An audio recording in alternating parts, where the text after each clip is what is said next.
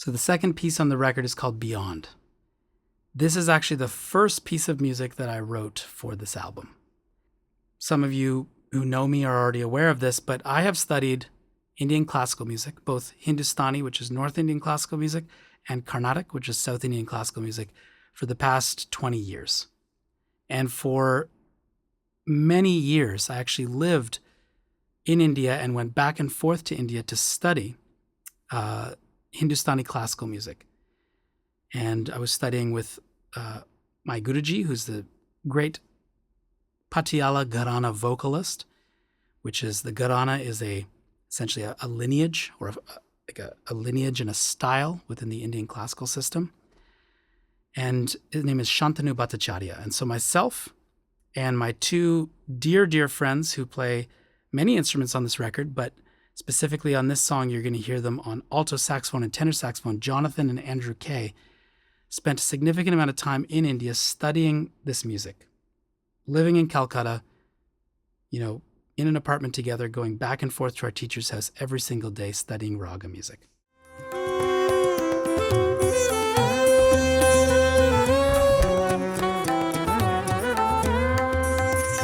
over the years, in combination with John and Andrew, I've written a lot of music that is inspired by and is drawing inspiration from both the raga, which is the melodic system of Indian classical music, both in North and South, and the Tala. The Tala is the rhythmic system. And you'll hear it all over this record, and definitely specifically this song, Beyond, draws specific inspiration from two aspects of Hindustani classical music. The first is the raga, and that is a raga called Charukeshi. And the second is the Tala, which is based on a 10-beat cycle, which is called Jhaaptal. So I've got my phone here. I've got a drone, which is a tanpura. And actually, for this piece, we recorded 3 tanpuras in surround, like in immersive. All those tanpuras, Jonathan, myself, and Andrew, we all brought them back from Calcutta. They're legit. They're the most beautiful tanpuras you've ever heard. And it was actually the first time they'd been in the same room in a long time, and we recorded them in surround. But anyways, I'll cover that in a different video. So as you can hear here in this drone, we have C. This is Sa. In the Indian system, we have what's called sargam. Sargam is the solfege. Sa. Let me get my pitch together. Sa, re, ga, ma, pa. 1, 2, 3, 4, 5. And this is da, flat 6, ni, flat 7, sa, sa, ni, da, pa, ma, ga, re, sa. It's beautiful. We would call this like Mixolydian flat 6 in a jazz context, where we're used to sort of hearing sa, re, ga, ma, pa, da, ni, sa, ni, da, pa. That's the Mixolydian mode. But here we have sa, ni, da, pa, which is the flat 6. So again, 1, 2, 3, 4, 5, flat 6, flat 7, 1. Now, the raga itself is not a scale. A raga is a collection of melodic themes that, when properly expanded upon, create the raga. The raga is not just one thing or one collection of notes, but rather like a language and syntax that utilizes a specific pitch set. So this melody is directly influenced by this raga. It's not the raga, but the melody certainly draws inspiration from some of the themes that I've learned through studying this raga and performing this raga for years. It's not a direct copy either. It's just basically that information is now synthesized into being something that I feel like I can express. And so, it's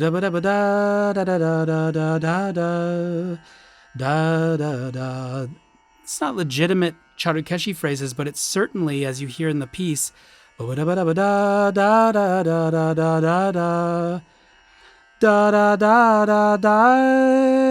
these are all phrases in the melody that absolutely come from Charukeshi.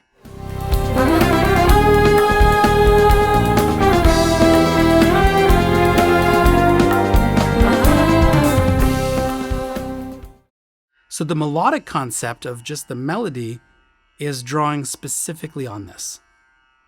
And it's hard to explain like how to get there. I think what happens is you just have to study something for so long that it eventually becomes something that you actually think in. But at the same time, this record explores harmony and form and all sorts of other concepts that have nothing, that are not part of the raga structure at all. And then on the rhythmic side, so it's a 10-beat cycle. Jhaaptal goes like this. Din na din din na din na din din da. 1, 2, 3, 4, 5, 6, 7, 8, 9, 10. And so as you listen to the piece, it's in 10. And din na din din na din na din din na. It's a little slower than that, but as you hear the piece, that's what we're working with. We're working with this 10-beat cycle.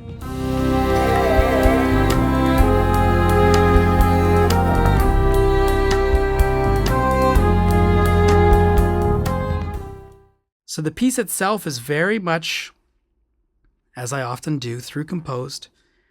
Melodically speaking, we go through the A, we sort of have a bridge section. Eventually that leads to a solo section. Now this solo section was designed for Jonathan Kay. I know Jonathan on tenor saxophone. I know what he can do. His ability to again speak this raga language, but also speak the language of jazz music, the language of improvised chromatic music, and everything in between is something that it would be impossible for me to even conceive of another person to be able to do what he did in that section. And so I created that section to be open, where myself and really actually the pianist Noam Lemesh and my brother Derek on drums, we sort of, we've played this music together. We understand what it means to create a modal section that supports a soloist who's going to remain largely modal, but also chromatic, and everybody just builds it.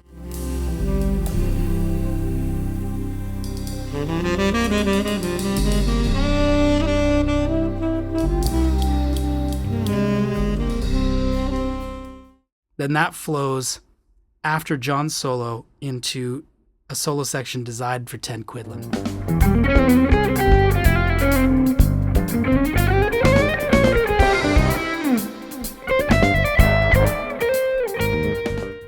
So Ted is a guitarist, originally one of my first improvisation teachers at Humber College. We go back, like he's a mentor to me. He's also played in many bands. We've had the opportunity to be on lots of gigs together. And that solo section with the shots, doom doom, ticka doom boom boom, ticka det to get doom boom boom bang gong, ticka doom doom doom doom doom, ticka doom. You'll hear that section.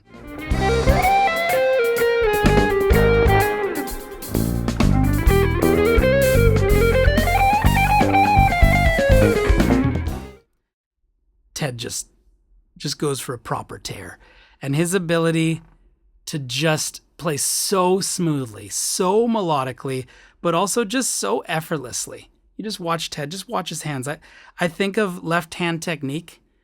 I truly, as a bassist, I truly think of like, if only I could get my hands to work as fluidly as Ted's do. It's so seamless and it's so effortless, and there's this beautiful sense of legato, but also all this control, and Ted just, he just owns it. And it's a solo that explores, largely modal melodicism, but also the shots sort of move through some chord changes that allow for some chromatic flexibility. And then we come back into the head, which is like the initial melody, but now with Samita Joglekar, the vocalist, has sort of joined the ensemble. And it wraps up. But then the final section, and again, I like to write long music and I like to write through composed music. But the final section of the piece, again, if we're in the right key here, I don't want to lose it. So it's do a do do a do do do da do do a do do a da da do do. It's just a melody that I loved.